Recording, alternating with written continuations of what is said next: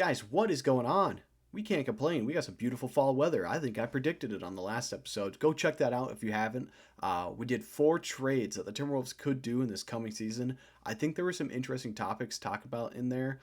But today, getting right into the meat of things, we're talking about signing guys only. Now, there is some trading going on in here, like some signing trades. That's whatever. It's still signing a player. But some stuff that we do to be able to make the books work. We'd take on some more money, but in the long grand scheme of things, I think these are 4 guys who could elevate the team in one way or another if the Timberwolves decided to go get them. 3 of them struggling to even find a deal on their current team. For whatever reason, those teams are just deciding not to pay their young stars the going rate of 20, 25, 30 million. A lot of these guys want somewhere in that 25 to 30 million, which is something the Timberwolves could afford if we did shed some of our weight. So let's get right into it and let's check out this first one. Is Josh Giddey someone the Timberwolves could or should trade for? Could? Yes, absolutely. We'll get into that. Should we trade for Josh Giddey? Absolutely. If they want nothing more than Rob Dillingham and some other stuff, I've talked through it, I've worked through a trade, but if they don't want a ton, he's 22 years old. He showed flashes of what he could be last season. I think someone like us need to lock him up for the next 4 years. He's only going to be 26 by the end of that. He's going to be a good player for years to come. It wasn't just that he got a lot more experience and time to develop on the Bulls, but dude, he was so much better. Like he finally developed a little bit. It seemed like I don't know if it was a different structure on the team or what, but I'm excited about Josh Giddey. I would love to get him on the Timberwolves, have him face back up against OKC eventually, and kind of get his revenge. So that trade, working through that one. Now it gets a little funky, but we'd be doing a sign and trade for Josh Giddey, and in return, we're sending them, a couple picks, Dante DiVincenzo, Rob Dillingham, and Leonard Miller, the cap guru himself. Uh, Overall, we're not losing a ton in that deal. We're taking on about 11 million. They're taking on about 13 million, all said and done. It's not that bad of a hit. And in that trade to make some money work out, we're taking on Ayo Dosume and a two-way player of Yuka Kawamura. Ayo is a great player. I think he is better defensively than anything else. And if we're going to give up Rob and Dante, I would prefer to get some defense if we're going to lose a little bit of shooting. But we're going to gain that in playmaking and rebounding with Josh Giddey. So in the end, I think it all kind of balances out. And I think Josh Giddey and Ayo in this sign and trade would be a great option for us. Let me know what you guys think, though. Josh Giddey is a polarizing player for a couple different reasons, but at the end of the day, he's a great guy, great player. He's a great player that the Timberwolves could really benefit from, I think. Moving moving right past Josh Giddey, let's take a look at this next one. It's another guy who showed flashes of what he could be after being traded, and then no, just traded once. Never mind. Quentin Grimes. He was traded from the Mavs to the Sixers, a struggling Sixers team last year that was not very good. He got a lot of playing time there, and he showed really big flashes of the type of player he could be if given the chance.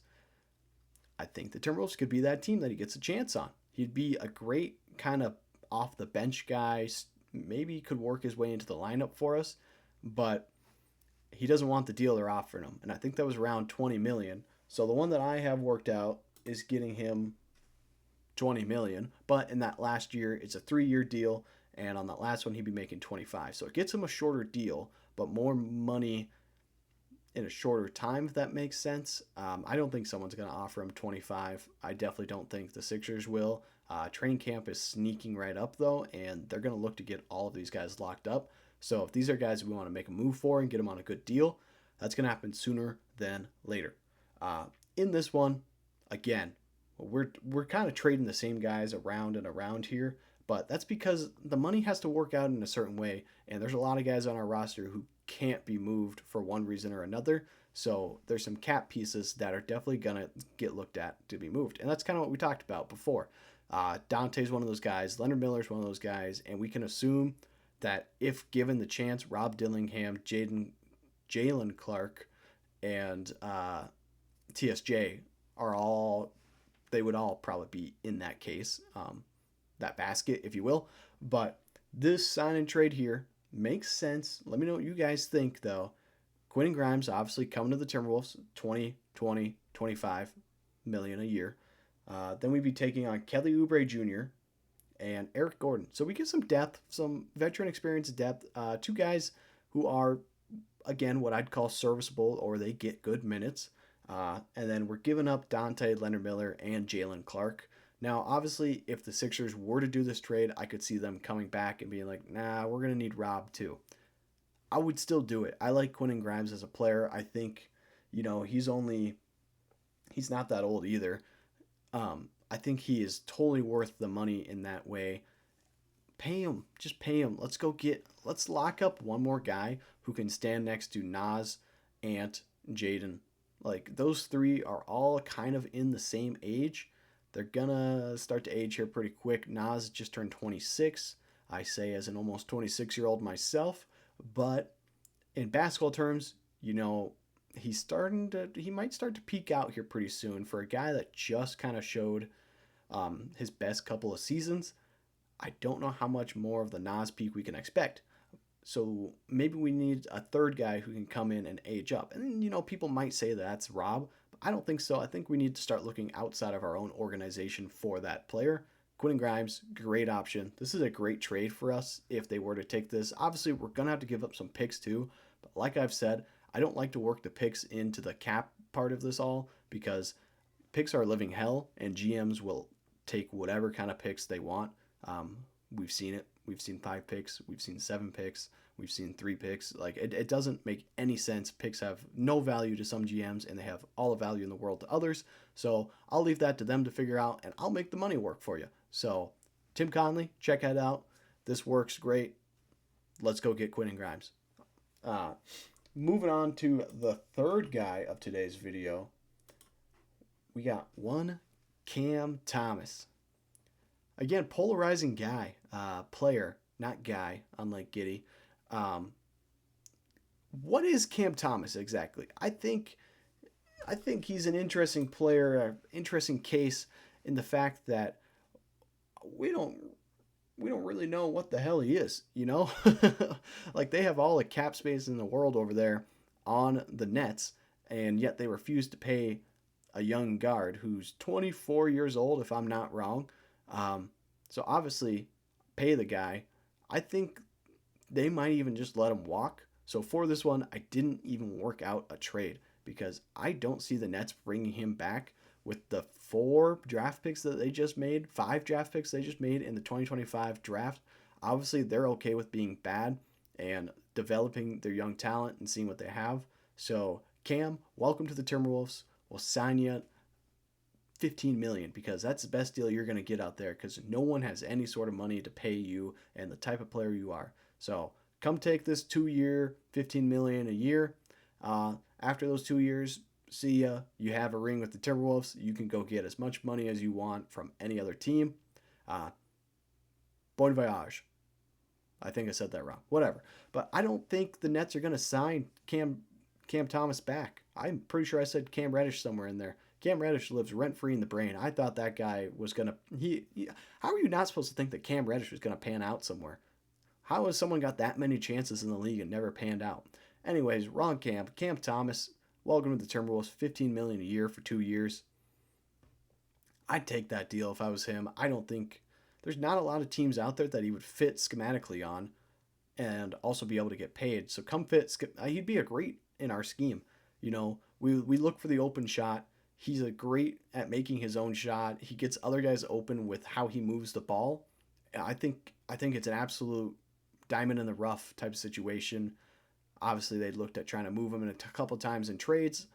Nothing ever worked out, and now he's sitting there as a restricted free agent with a month to go before training camp. So either lock that man up, Nets, or set him free so that he can get his money. But we're sitting here past free agency. So just like Malik Beasley is going to end up signing some stupid 1-year deal, Cam Thomas is going to be sitting in the same thing, and it's frustrating at the end of the day for these guys.